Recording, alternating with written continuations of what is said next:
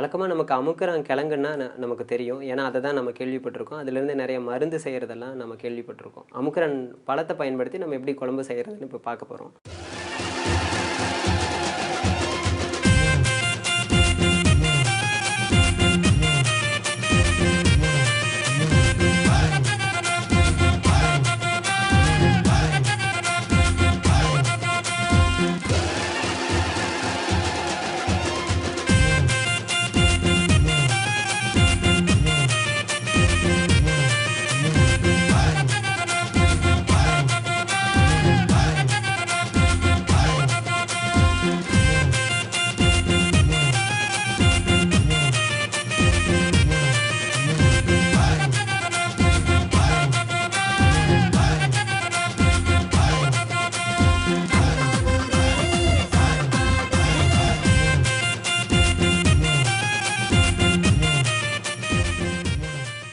இதுதான் அமுக்குறான் பழம்.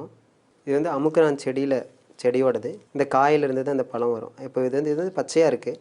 நல்லா காஞ்சதுக்கு அப்புறம் எடுத்தோம்னா இந்த மாதிரி பழமா இருக்கும். சித்த மருத்துவத்துல அமுக்குறானுக்கு மிக முக்கிய இடம் இருக்கு. காரணம் என்னன்னா அந்த அளவுக்கு இது ரொம்ப மருத்துவ குணம் வாய்ந்தது. இந்த அமுக்குறான் செடி எல்லா பாகத்தையும் நம்ம பயன்படுத்த முடியும். அந்த அமுக்குறான் செடியினுடைய வேரை அதை தான் கிழங்குன்னு சொல்லுவாங்க. அமுக்குறான் கிழங்க, அமுக்குறான் பட்டை, அந்த செடியில் இருக்கிற பட்டையை பயன்படுத்துறது, அமுக்குறான் இலையை பயன்படுத்துறது, அமுக்குறான் அந்த காயை பயன்படுத்துறது, அதனுடைய பழத்தை நம்ம இப்போ சமைக்க போகிறோம்ல அந்த பழத்தை பயன்படுத்துறது, இப்படி எல்லா பாகங்களையும் உணவுக்காக பயன்படுத்த முடியும். அதே சமயம் மருந்துக்காகவும் பயன்படுத்த முடியும்.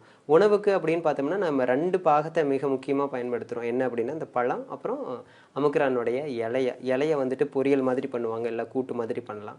இப்போ நம்ம அமுக்குறான் பழத்தில் எப்படி குழம்பு பண்ணுறது அப்படின்னு சொல்லி பார்ப்போம். கொஞ்சம் தண்ணி ஊற்றி கொதிக்க வச்சுக்கலாம். அதுக்குள்ளே நம்ம மசாலாவை வறுத்து அரைச்சி இதில் ஊற்றிக்கலாம்.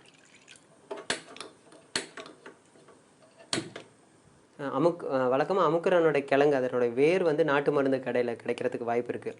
இந்த பழங்கிறது நாட்டு மருந்து கடையிலையோ இல்லை சந்தையிலையோ கிடைக்கிறதுங்கிறது ரொம்ப கம்மியாக தான் இருக்குது. நமக்கு தெரிஞ்ச இடத்துல எங்கேயாவது இருந்துச்சு அப்படின்னா அதை வாங்கி நம்ம பயன்படுத்திக்கலாம்.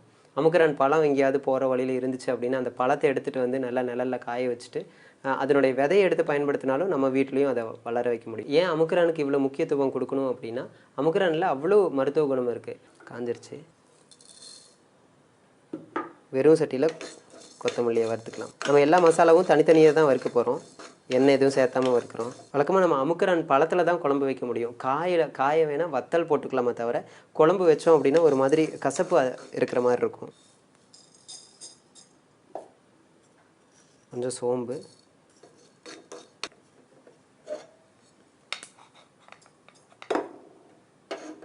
சீரகம், எல்லாத்தையும் நல்லா செவக்க வறுக்க வேண்டியது இருக்கும். மிளகு,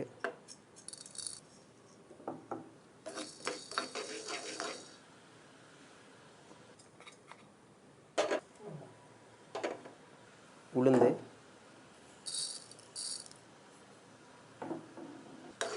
அமுக்குறான் பழத்தை தொடர்ந்து சாப்பிட்றதுனால நம்ம உடம்புல இருக்கிற வாத கழிவுகள் எல்லாம் நீங்கும். வாதம் அப்படின்னு பார்த்தோம்னா வாதம் வந்து நிறைய இடத்துல போய் தங்கும். நம்ம மூட்டில், கை விரல்களினுடைய மூட்டில், முதுகு தண்டில், அந்த மாதிரி இடத்துல எல்லாம் தங்கும். இன்னொரு வகை அப்படின்னு பார்த்தோம்னா நம்ம குடலில் தங்குறது.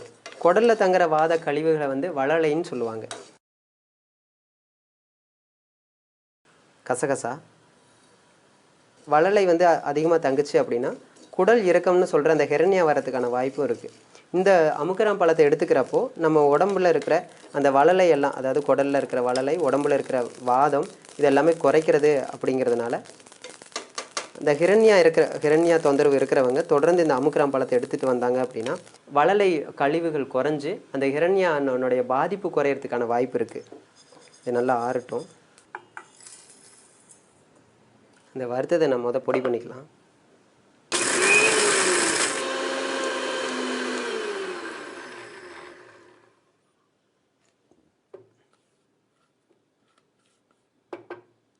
இந்த வறுத்த மசாலா நல்லா பொடியானதுக்கப்புறம் இஞ்சி, பூண்டு, கருவேப்பிலை, இந்த குழம்புக்கு தேவையான புளி, மஞ்சள், வாய்ப்பு இருந்துச்சு அப்படின்னா நம்ம பச்சை மஞ்சள் கிழங்க பயன்படுத்தலாம். அது இன்னும் நல்லா சுவையாக இருக்கும். உப்பு,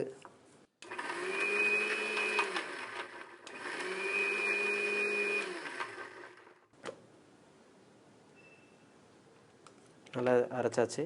இது கூட இந்த பழத்தையும் சேர்த்து அரைச்சிடணும். கொஞ்சம் தண்ணி.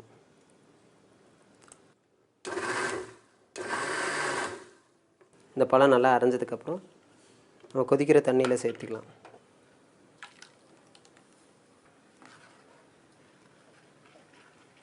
இந்த அமுக்குரானோட விதை அரைப்படாமல் அப்படியே தான் இருக்கும். ஒருவேளை கிரைண்டரில் இல்லைன்னா உரலில் போட்டு ஆட்டினா அந்த விதை அரைப்படும். விதை அரைப்படணும்னு அவசியம் இல்லை. இது நல்லா கொதிக்க வேண்டியது இருக்கும். இப்போ அமுக்குரான் பழத்தை நம்ம தொடர்ந்து எடுத்துகிட்டு வரதுனால இந்த வாதம் சார்ந்த நோய்கள் எல்லாம் தீரும்னு பார்த்தோம். அதே மாதிரி நரம்பு சம்மந்தப்பட்ட தொந்தரவுகளும் தீரும். காரணம் என்னென்னா, இது வந்து உடம்புல இருக்கிற கழிவுகளை வெளியேற்றிடுது. கழிவுகள் வெளியேறிடுச்சு அப்படின்னா தேவையில்லாத தேக்கங்கள் உடம்புல இருக்காது. தேக்கங்கள் உடம்பு இல்லை அப்படின்னா ரத்தம் ஓட்டம் வந்து சீராக இருக்கும். ரத்த ஓட்டம் சீராக இருந்துச்சுன்னா நரம்பு சீராக இருந்துடும். அவ்வளோதான். இது குழந்தைங்களுக்கெல்லாம் தொடர்ந்து கொடுத்துட்டு வரப்போ குழந்தைங்களுக்கு நரம்பு சம்மந்தப்பட்ட எந்த தொந்தரவும் வரதுக்கான வாய்ப்பு இல்லை. ஒருவேளை தாய் கருவுற்று இருக்கிறப்போ அந்த தாய்க்கு கொடுக்கறது, அதனால அவங்க உடம்புல இருக்கிற வாதம் நீங்கும். அதே சமயம் அந்த குழந்தைக்கும் ஆரோக்கியமாக இருக்கும். இன்னொரு முக்கியமான விஷயம் என்னென்னா, அமுக்குரான் பழம் நல்ல மருத்துவ குணம் இருக்கிறதுனால இது வந்து உடம்புல இருக்கிற தாதுக்களை விருத்தி பண்ணும். இது நல்லா கொதித்து அந்த பச்சை வாசம் போகணும். அது இல்லாமல் நம்ம இதில் கசகசா சேர்த்துருக்குறோம். கசகசா வந்து உடம்புக்கு குளிர்ச்சியை கொடுக்கும். இந்த அமுக்குரான் பழம் இல்லை அமுக்குரான் அந்த கிழங்கு இல்லை அமுக்குரான் அந்த இலை வந்துட்டு உடம்புல இருக்கிற வாதத்தை மட்டும் நீக்காமல் உடம்புல இருக்கிற தேவையில்லாத கபத்தையும் நீக்கும். அதாவது கபங்கிறது நம்ம உடம்புல கோலையெல்லாம் அங்கங்கே தங்கியிருக்கும். இல்லை நம்ம தேவையில்லாத உணவுகள் சாப்பிட்டோம்னா அந்த உணவுகளுடைய கழிவுகள் வந்து சளியாக போய் தங்கியிருக்கும், நுரையீரலில் தங்கியிருக்கும். அந்த மாதிரி இருக்கிற கோலைகள் எல்லாமே இந்த அமுக்குரான் பழம் வெளியெடுத்துரும். வயசானவங்களுக்கு அடிக்கடி இந்த கோலை தொந்தரவு வரும். அந்த சமயத்தில் இந்த மாதிரி அமுக்குரான் பழத்தில் குழம்பு வச்சோ இல்லை அமுக்குரான் பழத்தை வெறுமனே வதக்கி சாப்பிட்றது, நெய்யில் இல்லைன்னா நல்ல நெய்யில் வதக்கி சாப்பிட்றது அந்த கோலை அகற்றத்துக்கு ஒரு வாய்ப்பாக இருக்கும். ஆயுர்வேத மருத்துவத்தில் அமுக்குரானை அஸ்வகந்தான்னு தான் சொல்லுவாங்க. அந்த அஸ்வகந்தாவை பயன்படுத்தி தான் நிறைய டீ பண்ணுறது, இல்லைன்னா அது அஸ்வகந்தா பொடி. அது வந்து உடம்பினுடைய தாது அதிகப்படுத்துறது, அதே சமயம் நரம்பு மண்டலத்தை பலப்படுத்துறது, உடம்புடைய புரதத்தை அதிகப்படுத்தி அந்த புரதத்தினால எலும்புகளை உறுதியாக்குறது, அதே சமயம் சதையை உறுதியாக்குறது. இது எல்லாமே ஒரு சேர செய்கிறதுனால அது ரொம்ப மருத்துவ குணம் உள்ளது அப்படின்னு சொல்லிட்டு இந்த மாதிரி பொடி வகைகள், லேகியம் இதெல்லாம் மார்க்கெட் ஆகிட்டு இருக்கு. இது நல்லா கொதித்து பச்சை வாசம் போயிடுச்சு. இப்போ நம்ம தாளித்து கொட்டிக்கலாம். நல்லெண்ணெய், கடுகு. அமுக்குரான் செடி ஒரு மாதிரி புதர் செடி மாதிரி வரும். நிறைய காட்டிலலாம் இருக்கும். கொஞ்சம் கரடு மாதிரி நிறைய பாறைகள் இருக்கிற சந்தையிலலாம் இருக்கும். நல்ல மழை வந்துச்சு அப்படின்னா நிறைய இடத்துல இருக்கும். கடுகு பொரிஞ்சிருச்சு. கருவேப்பிலை,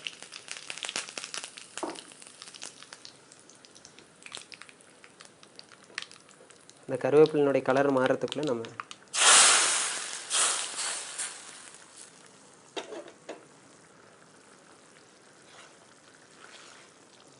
தயாராகிடுச்சு.